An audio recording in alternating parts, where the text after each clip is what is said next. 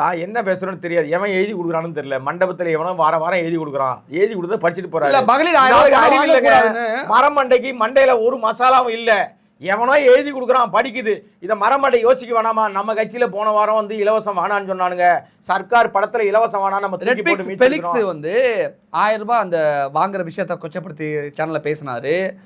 பேருந்து அந்த அவங்க பொண்ணு வந்து பேருந்துல யாரும் அது போவே போகாது. பஸ்ல போகாத பொண்ணு எல்லாரும் தெரியும். ஆனா பேருந்துல பெண்களுக்கு பாதுகாப்பே இல்ல. ஐயோ பேருந்து பயணம்னா வேஸ்ட், இதனால இன்னும் ஒண்ணுமே யூஸ் இல்லைங்கிற மாதிரி பேசினாங்க. ஆனா இன்னைக்கு இலவச பேருந்து பயண திட்டத்தை தான் அவங்க தான் உட்காந்து பேசணும். திரும்பி உட்காந்து அப்பனும் பொண்ணும் பேசிக்க வேண்டியதுதான். எனக்கு நண்பர் தான் பெலிக்ஸ். அவர் அது வந்து அவருக்கு என்னன்னா, இப்போ அவர் வந்து பயந்துகிட்டு இருக்காரு. ஏதாவது திமுக அரசாங்கம் தன்னை கைது பண்ணிட்டோம். இது பண்ணது அயோக்கியத்தனம். அந்த சங்கரோட சேர்ந்துக்கிட்டு அயோக்கியத்தனம் பண்ணி அரெஸ்ட் ஆயிருக்காரு.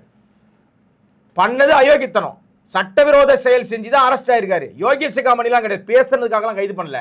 பண்ணது பூரா தவறான ஒரு விஷயம், காசு வாங்கிட்டு பேசுனது, அதுக்கு கைது பண்ணியிருக்காங்க. அதனால மீண்டும் தன் பாதுகாப்புக்காக இனிமே சங்கர்கிட்ட போய் நிற்க முடியாது. அவருக்கே பாதுகாப்பு இல்லாமல் நிலைமை. நீதிமன்றம் மண்டையில் கொட்டி இருக்கு. அதனால அங்கே போக முடியாதுன்னு தாவேக்க பக்கம் வந்து நிற்குது. பெலிக்ஸ் அங்கே போய் ஜாயின் பண்ணது என்னன்னா, தன்னை பாதுகாத்துக் கொள்வதற்காக அங்கே போய் சேர்ந்திருக்காரு. அதனால அவர் ஏதோ பேசிட்டு போறாரு, அது எடுபடாதுன்னு தெரியும். ஆனால் இப்போ இந்த இலவச விஷயங்கள் வருது இல்லை, இப்போ விஜய் இன்னைக்கு பட்டியல் போட்ட எல்லாம் பயம் வந்துருச்சு அவருக்கு.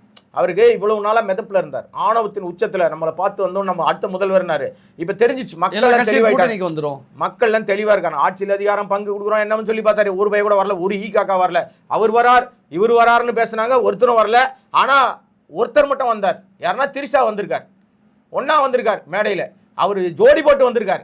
அவர் கூட்டணிக்கு வந்தாரா இல்ல இவங்க என்ன வாழ்க்கையில வந்தாங்கன்னு தெரியாது. ஆனா வந்ததுனால் இந்த அழகான கூட்டு குடும்பம், அழகான குடும்பம் செதஞ்சு உடஞ்சு போச்சு.